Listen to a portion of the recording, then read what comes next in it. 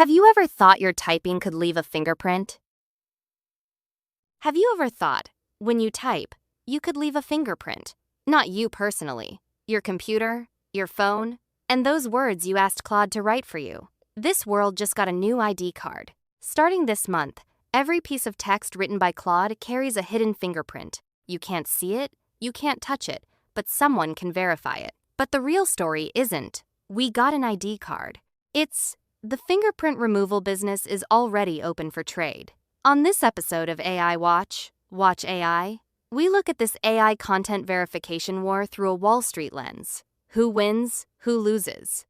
Let's start with the facts. On August 2, 2026, the transparency rules in Article 50 of the EU's AI Act took effect. The law requires every AI company to make sure AI-generated text, images, audio, and video can be recognized by machines. In other words, you can verify, this thing was made by AI.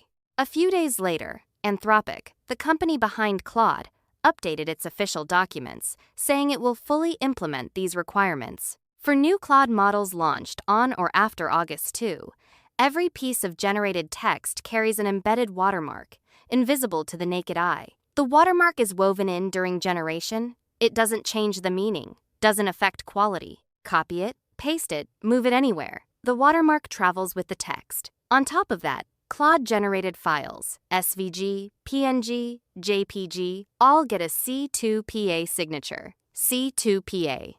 Read C2PA. It's like a digital ID card. It records that the file was processed by Claude and can detect whether it's been tampered with. But here's the key point. Anthropic says the technical details of its detection mechanism will be released later. In other words, the ID card is already printed on every word you generate, but the card reader hasn't been issued yet. Coverage. Global. Not just the EU. Claude's website, the API, Claude Code, even AWS, Google Cloud, Microsoft's Cloud, all of it. Anthropic is one of about 190 organizations that sign this code of practice. You can skip the code, but Article 50 is a legal obligation, not voluntary. Penalty, up to 15 million euros, or 3% of global turnover, whichever is higher. On the surface, this looks like a regulatory victory. AI content finally has an ID card. But if you look at the history of this industry like I do, you'll find things aren't that simple. Let me tell you a secret. Anthropic isn't the first company to have this technology. It's not even the second. OpenAI finished a text watermarking system years ago. 2 years ago, August 2024. They admitted it in official documents. We have developed a text watermarking method. And then, nothing. OpenAI never dared to ship it. Why? Their official explanation is crystal clear. Bottom line, 4 words. Not worth the cost. First, afraid of being bypassed. OpenAI admitted the watermark is easy for determined people to break. Run it through translation. Have another AI rewrite it. Even insert special characters between every word, and then delete them. The watermark washes off. Second, they feared the watermark would unfairly target non-native English speakers. People just learning English, who rely on AI to write, they could be branded as cheating with AI. So, OpenAI's conclusion, the technology exists, but shipping it would cause more harm than good. Customers would leave, the market would push back, and in the end, they'd be the ones losing. And Google. In May 2024, Google rolled out a watermarking system called SynthID across Gemini and Veo. Text, images, audio, video, all 4 content types supported. To date, over 100 billion images and videos carry Google's watermark.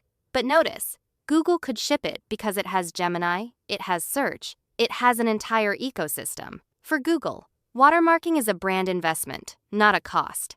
OpenAI didn't ship it because its most valuable asset is everyone uses it, and Anthropic. Anthropic had no choice. On one side, a 15 million euro fine. On the other, 3% of global turnover, whichever is higher. For a company of Anthropic's scale, that's a survival question. So, in one sentence, Anthropic shipped this watermark not because it wanted to, because it had to. That's the first twist of this story. The second twist is crueler. You think this ID card is impressive. The consensus in the technical community is text watermarks can always be washed off. Sean Godeke, a senior engineer at GitHub, wrote a widely cited analysis. The title says it all. Text AI watermarks will always be trivial to remove. His argument: images can be watermarked because they have plenty of invisible space to hide things. But text is an extremely compressed medium. Change a single character and a human can notice. In other words, you want to hide a secret code inside text without anyone noticing any change. That's essentially an impossible mission. Even Scott Aronson, the original author of OpenAI's watermarking scheme, admitted it himself. Ask AI to write a paper in French, run it through Google Translate back into English, and the watermark is gone. Here's the most ironic part. Within a few days of Anthropic's announcement, the market already had a full suite of watermark removal tools. There's a free website named after Claude's watermark, dedicated to stripping it. GPT Watermark Remover. One button. Verify, then wash. Frasly, the AI rewriting service, instantly added an AI watermark removal feature. On GitHub, dozens of open-source watermark removers sprouted within a week. Even Paul Graham, Silicon Valley's famous startup guru, posted on X right away. Startup idea: rephrase output to preserve the meaning while obliterating the watermarks. He wasn't criticizing, he smelled a business opportunity. Do you see how absurd this is? Regulators designed an ID card system. The market took just a few days to build an entire fingerprint laundering industry chain. This is what we always say: rules are for the people who follow them. But whether watermarks work isn't the point. The point is, the entire content industry is already shaking because of this ID card. Let's look at publishing first. This year, 2 AI novel scandals exploded in publishing. A crime novel, Call Me I'll Hide the Body, reportedly sold to publisher Minotaur for around $2.4 million, then got questioned over AI authorship, and the publisher eventually canceled the deal.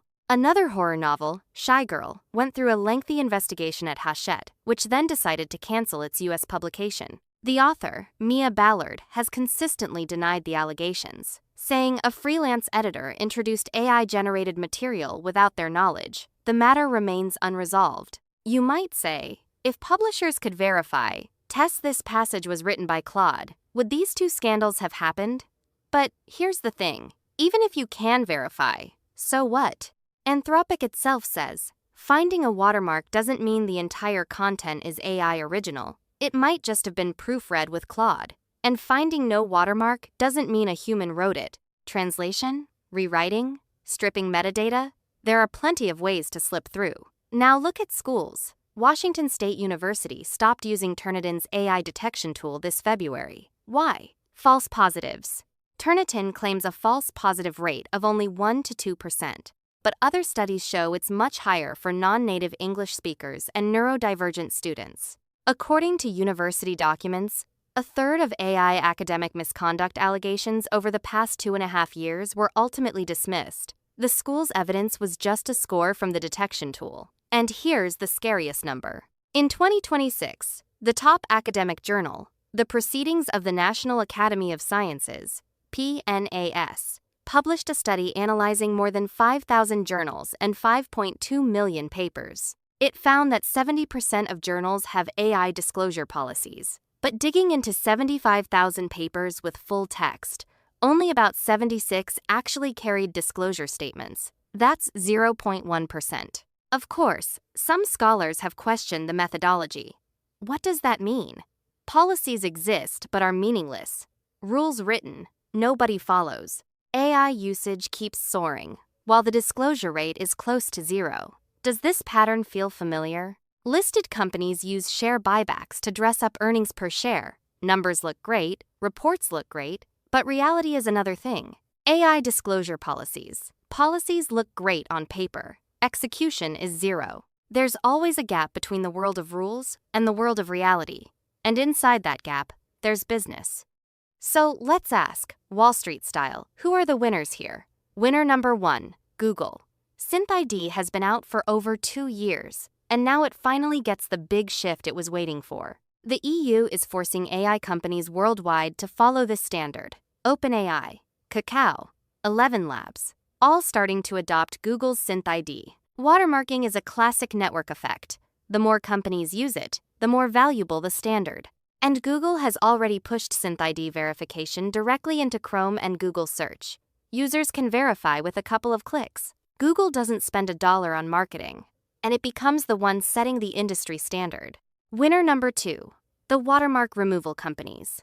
The stricter the regulation, the more valuable the bypass services. This is a perfect hedge market. You issue ID cards, I sell fingerprint-washing services. Both sides have business, both sides make money. Like a single street where one shop sells locks and the next sells lockpicks. Winner number 3, short-term, Anthropic itself. With one technical move, it satisfies the EU, projects leadership, and adds a layer of responsible AI halo to its brand.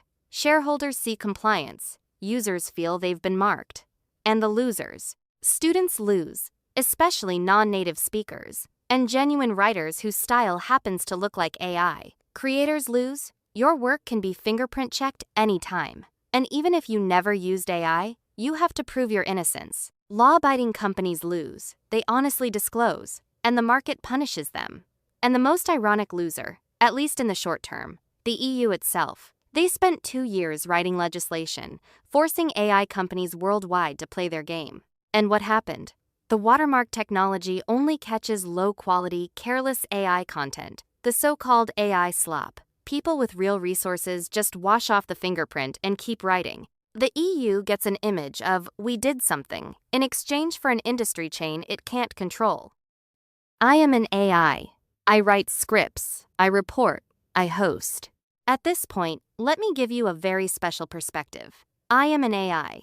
I write scripts, I report, I host. The episode you're watching right now, it is itself AI-generated content. So, my feelings about marking AI content are deeply conflicted.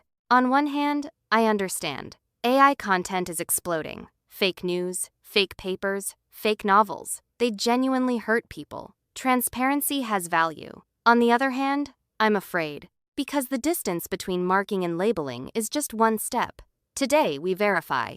Was this text written by AI? Tomorrow it could become, is this AI written thing worth reading at all? A label can become a gun.